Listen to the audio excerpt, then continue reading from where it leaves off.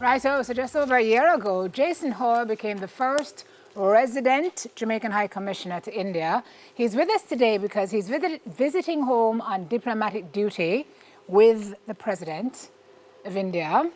Lots of work you've been doing since you hit the ground. Good morning, sir. Thank you for being here. Good morning. You know, Morning, sir. It's so great to be here. This Morning, is sir. easily one of my favorite shows with my favorite hosts. That's a good start. Him couldn't say nothing more because we have put him on. It would be the first High Commission to get run out of the studio.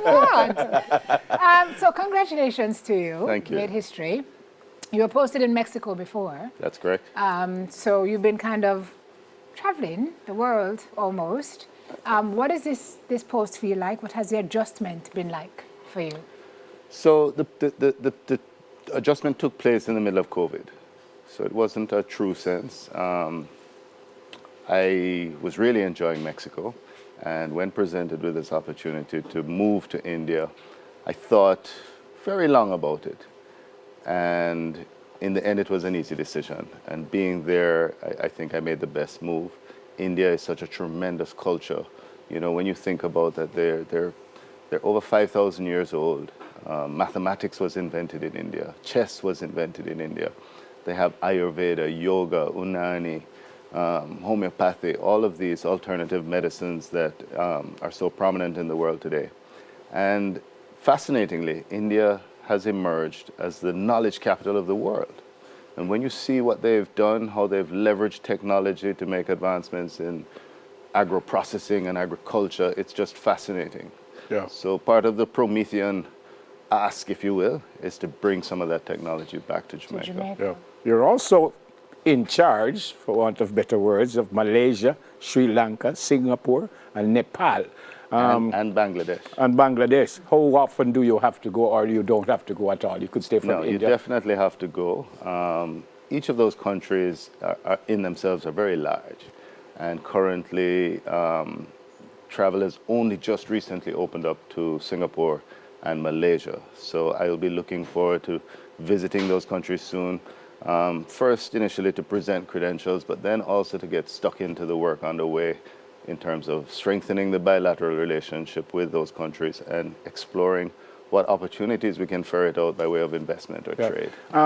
Your Excellency, what is the role of an ambassador? Is it a 9-to-5 job? And I'm being very serious here. What is your exact role when they say you're an ambassador to a country? What you do? So first off, it's a 9-to-9 job. Right. This job never stops.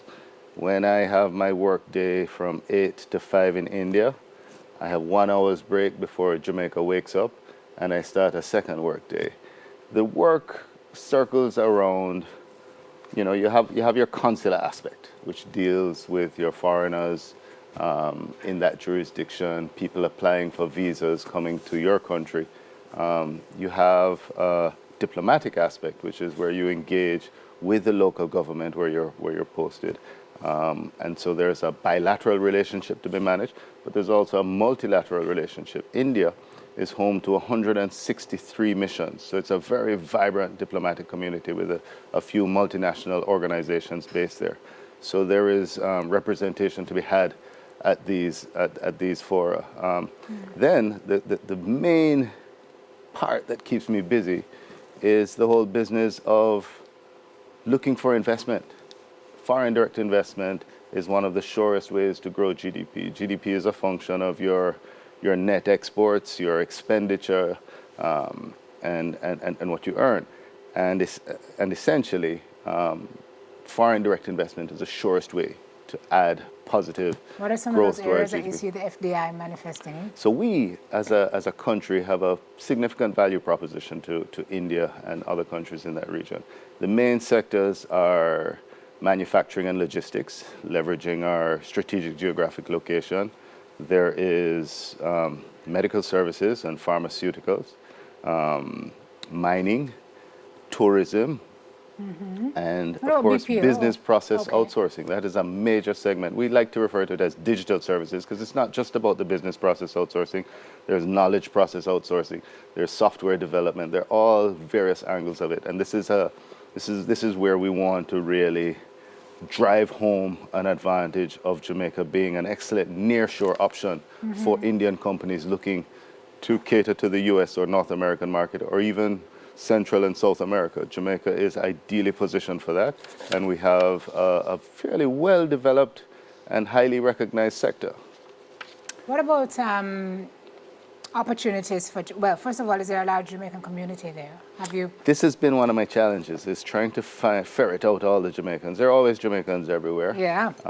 And we've been able to identify a few of them, but there are far more out there. And India, of course, is a massive country. Yeah. And so the task of identifying those Jamaicans is a little challenging at the moment, but I feel as soon as we get a Sean Paul concert underway, we'll just have a little registration booth. Send an invite. We'll capture You may who want to is cover there. that, Nev. Yeah, you can't take me. But also opportunities for Jamaicans there, because you were saying there are a lot of scholarships and so on that are there. Well, India has done very well to position themselves as the knowledge capital. University education in India is of the highest standard. And we have, every year, several scholarships that are granted to Jamaican nationals to study in India.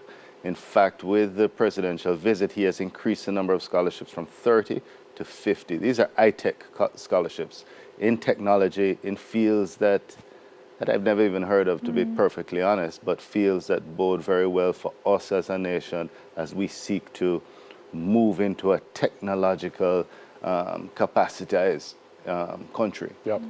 You speak French, Portuguese, Spanish, and Siswati, which is spoken by the Swazi people of Southern Africa. I know they speak English in India, but what about the language there? Have you conquered that just yet? Not just yet. You know, I learned Portuguese at a very young age, Right. and that facilitated all of the Latin languages. So I speak Portuguese, French, Spanish, and Italian. Because, how did you learn that language? I lived in Brazil. Right. As a little boy, I grew up in the Amazon. My father was a forester. And so growing grew up up in the in the Amazon, Oui. a most interesting. No, that itself is an interview. yeah, That yeah. by itself is an interview, sir. It was very fascinating. From there, we moved to Mozambique, and that perfected my Portuguese, albeit with a different accent, because Brazilian Portuguese versus Portuguese, yeah. But being in Mozambique, I went to a boarding school in Swaziland, in the Kingdom of Swaziland, now known as Eswatini. And that's where I learned Siswati, which is one of these Bantu languages that has the clicks. The clicks are essentially diphthongs. So TH in English is the. Tell me good morning in the language. Tell me good morning in the language. Sabona, Kunjani, Konsenwani. Then why it take so long to say good morning? Because he's sir? an honorable man, I have to say it properly. Oh, tell me then, let me hear what you say to me. Kunjani Sisi, You met a long- No, you are not an honorable man. That's equally honorable. Wow. But, you know, the clicks would be like X, H, Q, U, A. What do you mean by a click? So give me a word with a click in it. A good phrase would be I Kongo Kane, And which means? You're a which straight means idiot. which means you are worthless. I said it, right? I said it. You know, you do words, I commission, I do word. So this is a 4-year posting for you. Yes. What do you hope to achieve by the end of this? Well, certainly, the first on the agenda is this overall strengthening of the bilateral relationship with India and with the other 5 countries. India is a tremendously important country in the world today. We see how they played out in COVID. It's actually the pharmacy of the world. Over 50% of the world's drugs are manufactured in India. Wow. And India is a strong development partner to many countries in the world. So strengthening that bilateral relationship is high on the agenda. With the presidential visit, it's a start in the right direction as we move to escalate that. And of course, we hope to have our Prime Minister visit India in the near future.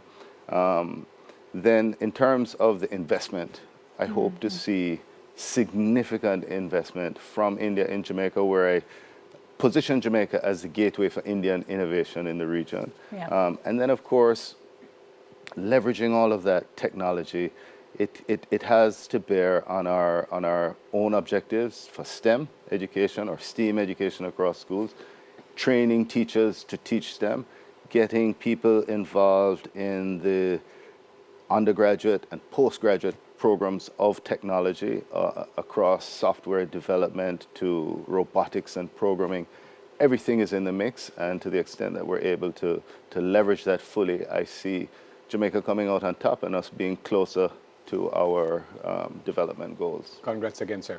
And Thank I know you. you're not in Brazil anymore, but I'm going to show off a little bit and say, muito obrigado. Ah, de nada, cara. Valeu. First resident Jamaican High Commissioner to India, His Excellency Jason Hall. Thanks again, sir. Thank you.